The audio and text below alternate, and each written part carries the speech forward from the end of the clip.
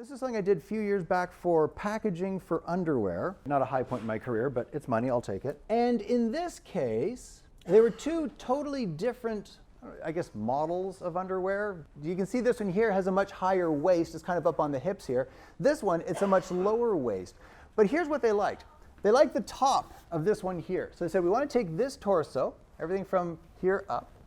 This is the model of underwear that we're selling that's going to go on the package. So we want the legs and the underwear from this one, the torso from this one. Now, here's the thing. You want to be able to blend those two images together. So you don't want to cut here, get rid of that. I would take as much of this. So we're going to do a cutout. Also, they want it on a different background. You notice this one's on a dark background, this one's on a light background. We're going to put it onto a white background with a little bit of fall off, kind of in the style of this, not quite so severe. I'll show you a finished version in a minute. But we want to be able to do a blend in between. So on this one, when you're cutting out, don't look and say, well, you know what, the waistband comes up to here, so I'll just cut it off at this area as well. We want as much of this blendable area as we can. Same thing up here. I don't need any of this torso, I'll just cut it here. No, take as much of this torso as you can, all the way up to the top there. And that'll give us that kind of blending area in between. Now, as far as doing the cutout goes, you can try quick select, refining the mask. The thing about the really fast tools is they tend not to do a really good job. I had some people this morning that were like, I did this in like just a few minutes. And then when you zoom in, it just doesn't hold up to scrutiny.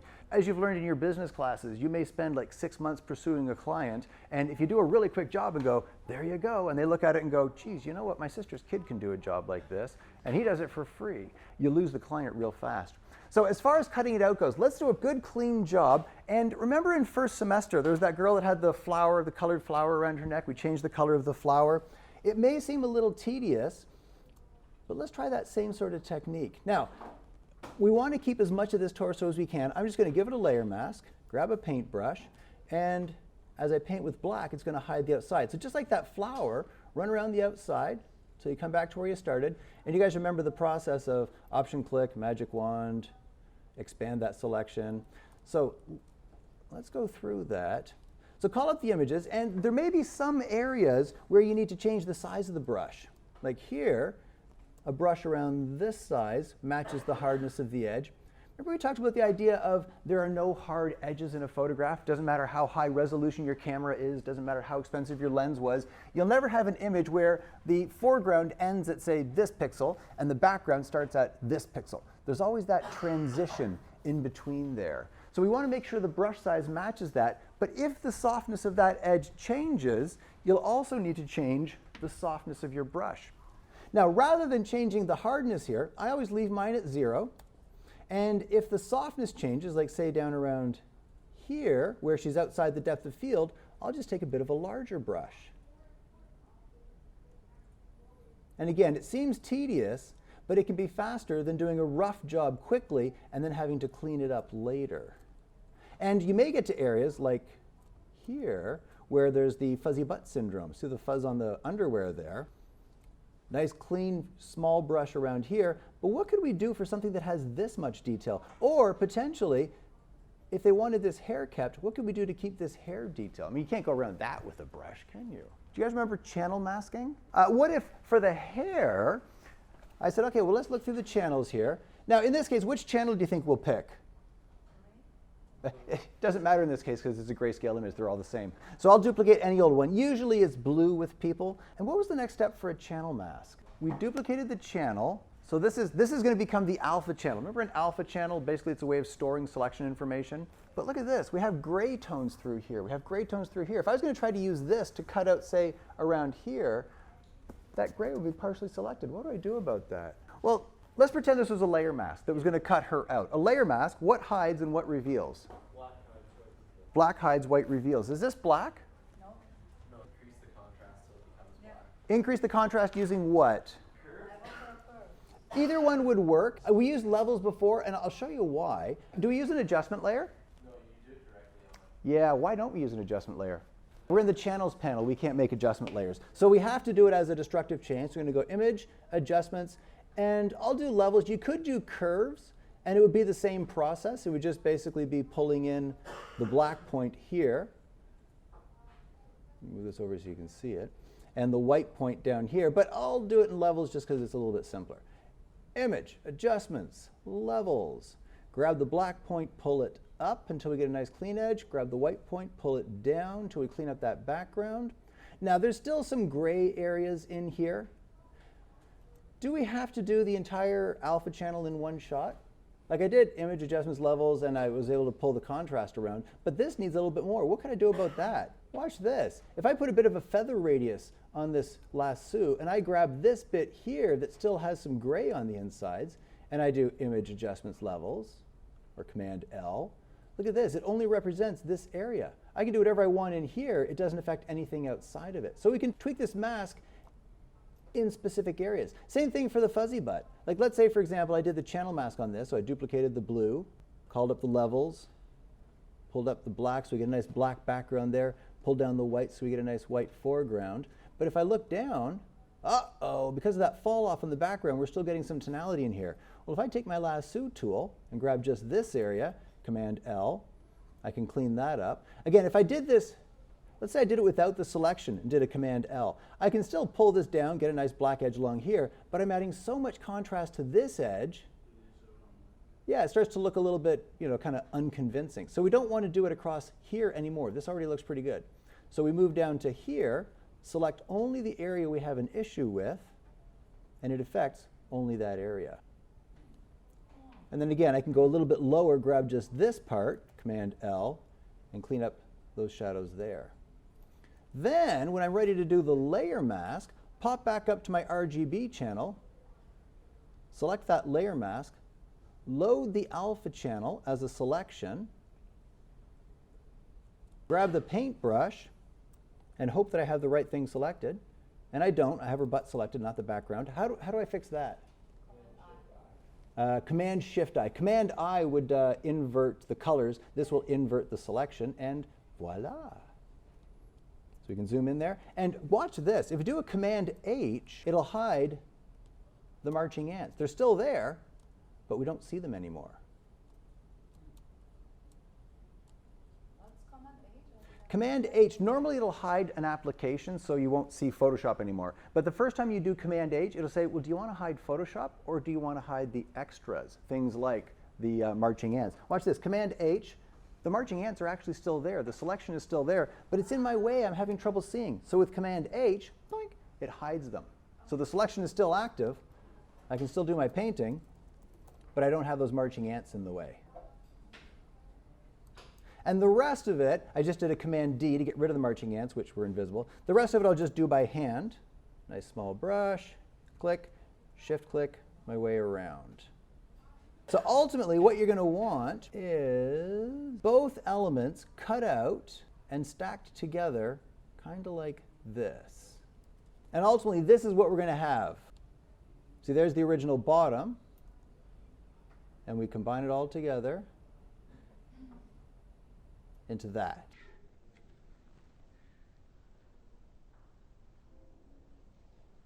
So guys, when I did the channel mask for the hair, that really was pretty much just for the hair. So I cleaned up around here. I'm not going to try to do around here. That would just be too much. And you know what? It wouldn't get a very convincing edge. I think I can do a better job by hand. But trying to cut out this hair, there's no way I could get that convincingly. So I'm going to give this a layer mask. I'm going to pop into my channels here. There's my blue copy. Excellent. So I'm going to load that as a selection. Select, load selection, blue copy. And then on my layer mask, I'm going to grab my paintbrush, and I'm just going to paint some black. So this gets that hair cut out. Now the rest of her, if I tried using this over on the other side, well, that's not going to be nearly as convincing because she's so grayish transparent.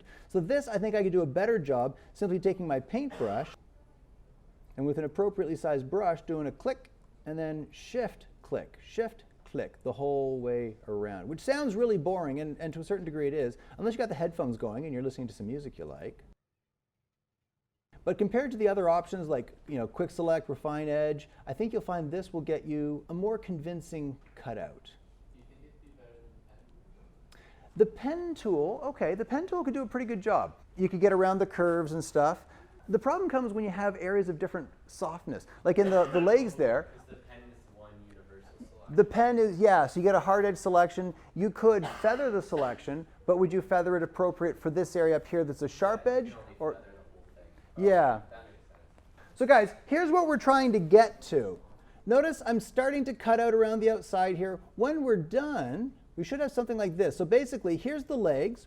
And notice, again, I matched the softness of the edge, so fairly soft edge down here, harder edge up here, fuzzy butt kept. And I kept as much of this backside as possible. Her arms and stuff, her crossed arms were up top here, but we don't need that. But we need this as a transition area. And on the other side, I've cut out, we got the hair kept. Oops, I missed a little island in here. We'll deal with that later. And I cut out all the way around. And we don't really need anything from here below, so really we could just erase all that stuff down there. I'm just going to do a hard edge brush just to match it. So we don't need any of that. And ultimately, I'll just show you quickly what we're going to be doing. Once we've got them put together, we have to figure out how do we blend these things. So if we put this over top, we're going to figure out where the alignment is, and we'll go over how to figure that out. And then with layer masks, we're just going to do a little bit of a blend between this image and this image. Clean up the edges and throw a background on it. So the first step is to cut them out to this stage. We need to have some bottom parts and some top parts.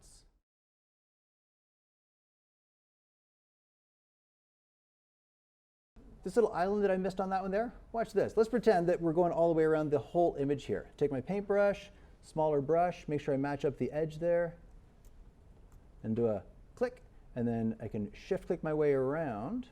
And notice that by changing the size of the brush, I can match up with the edge around here pretty much exactly. Things like quick select, they'll do an okay job of getting a selection, but you'll find it's a bit of an aliased kind of jagged edge. Now watch this. Once we've gone all the way around, if I option click on the layer mask, I can see the background, grab my magic wand, select it, expand it outward a few pixels. Because the problem right now with this selection, do you see this little fringe on the inside here? If I jump it out even 3 pixels, it encompasses that fringe, and I can choose Edit, Fill with black.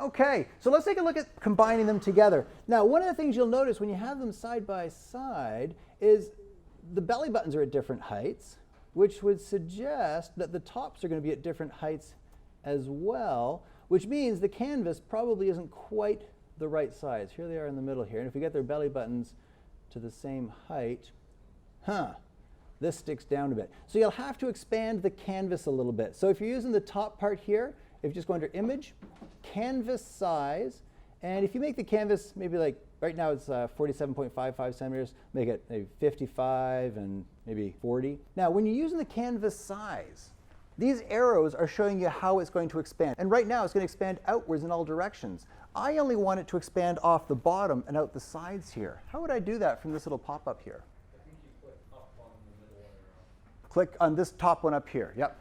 Because I say I want this to be the zone of expansion, everything expands outwards from there. When I hit OK, we get that larger canvas. And then we can stack the bottom part in. And the tough part here is figuring out where things are going to blend. So I'm going to drop the opacity of one of these layers. And if I just use the belly button, I can use the belly button for height. But width, look at that. We've got a big thing sticking at the side here, sticking at the side there. And the reason for that, the problem we got here is, look at this. In the top part, she's facing towards us, so the belly button's more centered. In the bottom part, she's turned to the side, so the belly button is kind of off to the side there. So what are we going to do about that? Well, let's look along the sides of the torso. As I bring this opacity down, I'll move them back into place. and I find somewhere around here, look at this. The side of the body comes up, it kind of meets itself here. So that looks like a pretty good place. So if we keep this part here of the top part, and then we blend in from the bottom part, we'll do the transition around there. And on the front here, again, we'll try to do the transition somewhere around here, but then we've got to figure out where we're going to do the blend in between. So I'm going to bring the opacity back up, and then I'm going to give it a layer mask, and then with a really soft brush. So I'm taking a very large brush, and I'm going to hide the top part. I'm kind of making my way towards these intersection areas. Now, here's an interesting question. Is that the right belly button? No. Yeah, you probably don't hear that question a lot, but what's wrong with it? It's not in the middle, it's over on the side here. So I've taken the belly button from the torso. I should probably hide it to reveal the belly button from the bottom part, which is more to the side. So the nice thing about using this layer mask here, I can just hit X on the keyboard, and I can hide. So now I've got the right belly button. Now we do have some unusualness in here. You can see the musculature of the abdominals is simply not right. What can we do about that? It's a little too dark there, a little too light around here. You can kind of redo the abs simply by dodging and burning. A lot like when we had fabric that had texture on it. Instead of cloning, which would have softened out the texture, you can see there's a lot of skin texture in here. If I make a new transparent layer, pop it into, say, soft light, paintbrush with fairly low opacity, maybe 10% or so. I can lighten up areas that are too dark. I can darken down areas that are too light. And use that to kind of redo the abs. And that could also come in handy if you're doing photographs of a fitness person, personal trainer. You could just give them some fake abs.